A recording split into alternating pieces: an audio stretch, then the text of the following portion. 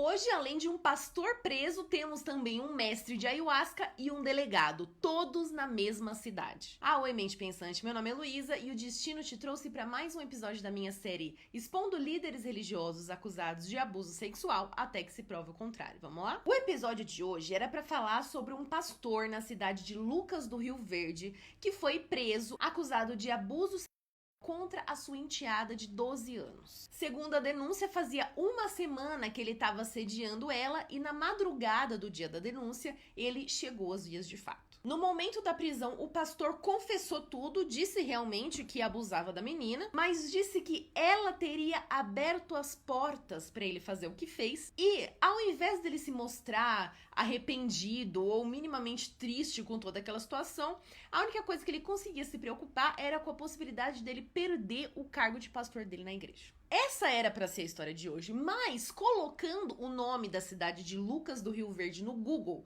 foi aparecendo tanto caso de abuso sexual contra menores que eu fiquei chocada e cheguei até essa notícia aqui que envolve um mestre de ayahuasca. Nesse caso, as 9 vítimas já eram mulheres adultas, mas mulheres em situação vulnerável emocionalmente, precisando de um alento espiritual. E aí esse cara usava essa fraqueza momentânea dessas mulheres para propor rituais espirituais de troca de energia, onde ele tocava essas mulheres e em um dos casos ele deu o chá de ayahuasca para uma delas e realmente chegou às vias de fato enquanto ela estava sob o efeito do chá. Mas aí, quando eu achei que não poderia piorar, eu encontro uma outra notícia. No começo desse ano de 2025, o delegado da delegacia de Lucas do Rio Verde foi preso, acusado, entre outras coisas, de assédio contra as funcionárias. O delegado, o responsável pela investigação, enfim, dos outros crimes, tá?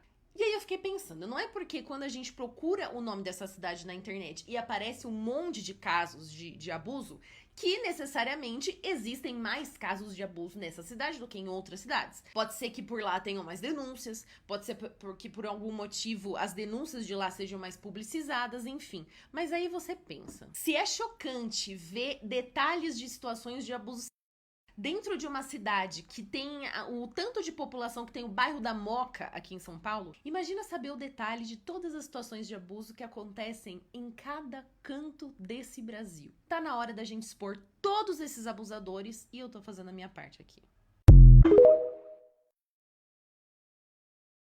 Lucas do Rio Verde é um reduto bolsonarista. Ontem eu fiz um vídeo falando que eu fiquei impressionada com a quantidade de casos de abuso que eu vi quando eu coloquei Lucas do Rio Verde no Google. E aí eu recebi muitos comentários como esse aqui. Quase 75% da população da cidade de Lucas do Rio Verde, tanto em 2018 quanto em 2022, votou no Bolsonaro nas eleições. Será que a gente consegue fazer uma relação entre a quantidade de abusos e a votação no Bolsonaro? É claro que a gente não pode falar esse cara é um abusador porque ele votou no Bolsonaro. Como se toda pessoa que votasse no Bolsonaro fosse um abusador. Isso não cabe. Agora, será que a gente não pode dizer que talvez algumas dessas pessoas votaram no Bolsonaro por viverem a cultura do abuso? E aí, tanto homens quanto mulheres? Qual era o candidato que nas eleições defendia a manutenção, a conservação de costumes?